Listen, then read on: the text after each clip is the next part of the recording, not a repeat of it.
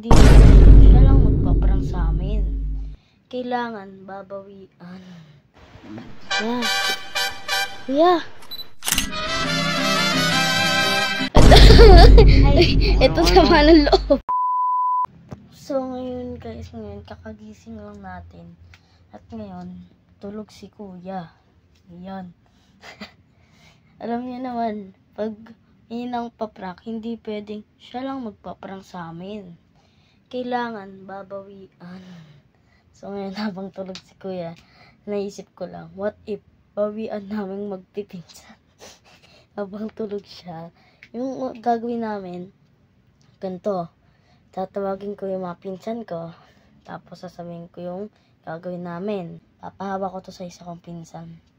Tapos, yung salamin na ginagamit namin pang ayos ng mga buhok, mga ganon-ganon, ihaharap natin sa kanya habang tulog siya para matakot siya. So ngayon guys, tatawagin na natin ang aking pinsan ko. Kasi para may kasabot ako. Tara. Jam! Tara Jam, halika. Halika.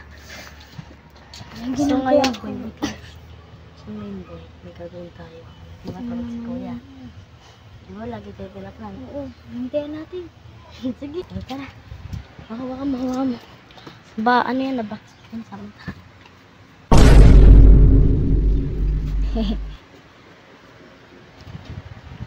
Meron. Kuya.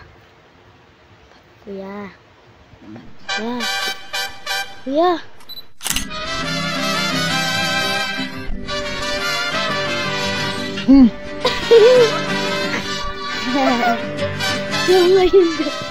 Ayun. Gulat ka, no? Nagalit. Tulog eh. Gulat pa yung mata, guys. Tulog yung tao. Natutulog yung tao. Bakit? Pinagtatanggol ko lang sila. Pinaprank mo. Ito yung nakaisip agad, oh. Ito, ganti na kami. Yan agad, oh. Uy, alam, saya niyan. Alam, saya niya. Ito sama ng loob.